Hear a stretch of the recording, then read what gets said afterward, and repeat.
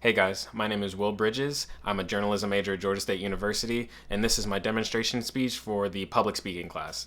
And in this video, I'm going to show you guys how to solve a Rubik's Cube in the most simplest way that I know how. Hopefully I can walk you guys through all the steps, and then afterwards, you'll be able to solve one yourself.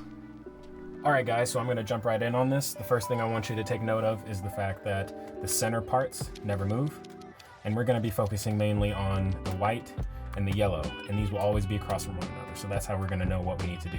So the first step is to make sure that we can make a white cross on the top, and the white cross needs to match on the sides. And what that means is that each color needs to run down and match its center, the center that never moves. So the first thing is here. So we have this one here. This is blue center. It's switched. So we're going to do this, turn it like that, up and then over.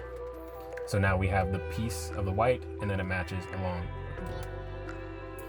The green is over here, but you can see that this corresponding side is not green. So what you're going to do is turn it upside down and move this piece over until you get it to the green side. And see, these already match up. So all you need to do at this point is turn it all the way around, and then you got your matching ones. So now you see we have the cross right here. Blue, red, green, and orange match. So the next step is to complete the whole white side altogether. So what we're going to need to do is actually flip it upside down and complete the corner pieces, excuse me. So now that we have it here, we have two of the corner pieces showing right now. Somehow we need to get them down here. So the first step is going to be to pick one, isolate one, which happens to be this one, and we're going to move it to its corresponding corner. So besides white, the only other colors on here are green and orange. So we're going to move it to the corner that is green and orange. So this corner is the one that shares both colors. And since we have it here, it's going to be actually going right beneath us. So it's going to go directly down from here. So what I'm going to employ is a certain algorithm, and basically the move is with the right hand or the left hand, depending on which you prefer. It's going to go up one, and then clockwise, and then down one, and then counterclockwise. And you're going to do that until the piece finds its way down. So as you can see, now it's on the bottom. This corner piece is solved. Green, orange match the center pieces. So this piece is in the place that it's supposed to be.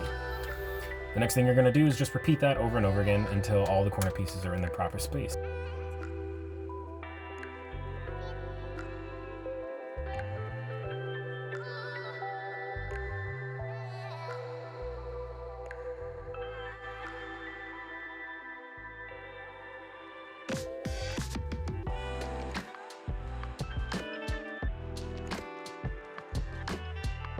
Now, we have successfully completed the first white side, as well as the first round of colors all around the sides. These all match, and you can see they all match with their center, which means that they're in the proper place. The next step is to, once you've accomplished this, the next step is to solve the second layer. So as you can see, it's not matching, so we want to actually pull that off. So the first thing we're going to do is flip it back upside down to the yellow side, remember, which is opposite our starting side.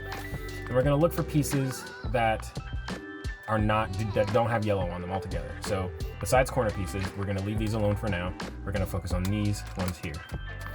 And remember, it's important to avoid the ones with yellow. So for instance, what I'm about to do won't work with this one because it's yellow. It needs to be two colors that are not yellow. So we're going to start with, since it's already matched up, we're going to start with green and red. So what we want to do is the color that's facing us, which is this one. We want to find out what side it corresponds to. So this one so happens to already be matching with its side. And what we want to do is, once we match it, we want to look at the other color and figure out which color that matches with. So red is over here.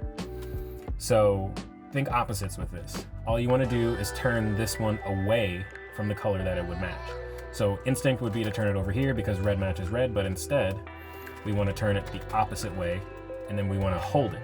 So we're going to hold our hand here, and we're going to use this hand to do the same maneuver we've been doing. So up, over, down, over, and then once we've done that, we want to turn it so that our right hand, or the hand that wasn't doing anything, can now maneuver this white piece back to where it's supposed to be with the opposite maneuver or algorithm, like I showed you before. So right, over, down, over. And now you can see the sides are starting to fill out a little bit, at least with that color that we just did. That one's a little complicated. I hope I described that fairly well. So what we basically want to do is to repeat that process over and over again. So now we have red and blue right here. So we're going to match red to red, And then blue is gonna wanna go over here to the blue side, but instead we're gonna turn it to the opposite side and then hold it. So now that that's over here, we're gonna do the maneuver here, here, here, and here, and then flip it over and then do the same thing with our right side to put the corner piece back where it's supposed to go. Because as you can see, it's not in the place that it's supposed to be anymore. So we temporarily removed it. And now we're gonna put it back.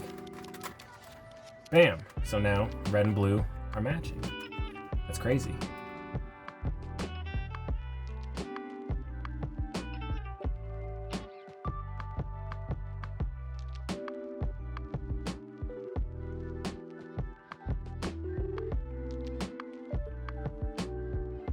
And now, not only have we solved the white side and returned all the pieces to where they're supposed to go, but we've also completed the second layer.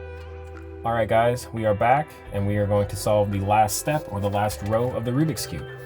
So after completing this side and the 2 layers around, now we're gonna move on to complete the yellow cross, which is the opposite of the white cross. So the first thing we wanna do is assess what we have here. So I'm not gonna go into the explanation as to how I know what's here. I'm just going to say that sometimes it's different, sometimes we have a cross, sometimes we have a line, but in this case we have a little L. And once we have an L, we want to take it and move it so that it creates like a J on the upper left-hand side. And once we've done that, we want to turn the face that's facing us, which is this one for me, sideways, and then do the maneuver, and then turn it sideways again. And that has created a line for us. So once that's there, then we can do that maneuver again, turn it, and then do 1, 2, 3, 4, and then turn it back, and we should have, look at that, a yellow cross. But the yellow cross isn't enough. We wanna make sure that, just like when we did it the first time, it matches the sides. Now this one matches one side, but we need it to match at least 2 sides, no more than 4. Okay, so it looks like it isn't gonna match, so we didn't get lucky on that. But what it did do is it matched 2 sides, the green and the orange. Now what we want to do is make sure that that side is on our right. And so one of the matching sides is on our right and the other one is on our back, so behind us.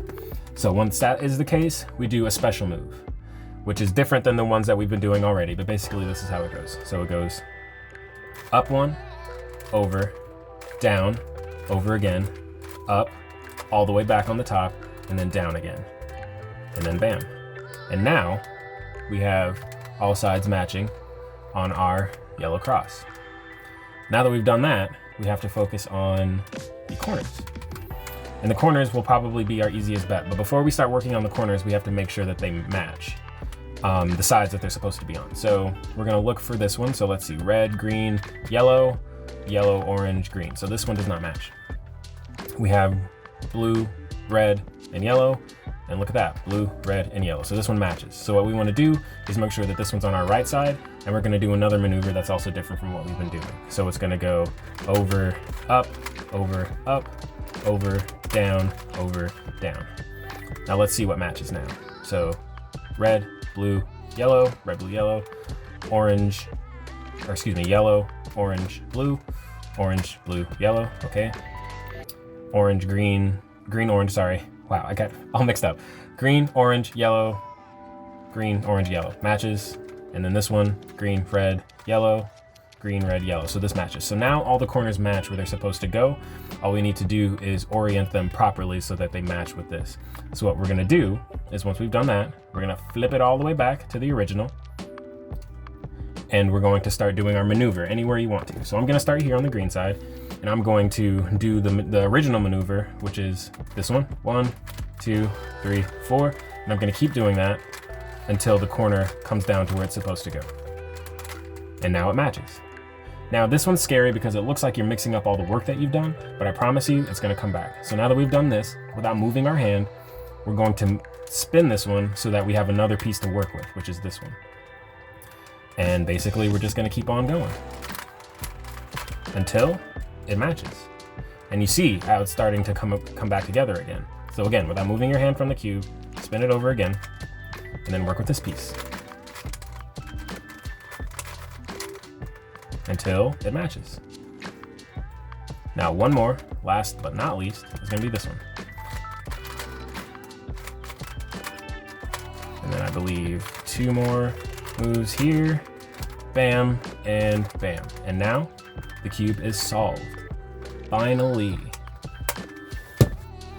And there you have it, guys. The Rubik's Cube is officially solved, and hopefully you learned and picked up all the skills that you would need in order to pull that off. I think it's a really important skill to do, and I'm interested in it particularly because it promotes pattern recognition as well as memory, and it also promotes the ability to continue trying and persevering before you're able to get it. It took me, for the first time that I solved it, something like 6 hours to pull off all the skills, and just from memory after reading and watching videos on how to do it.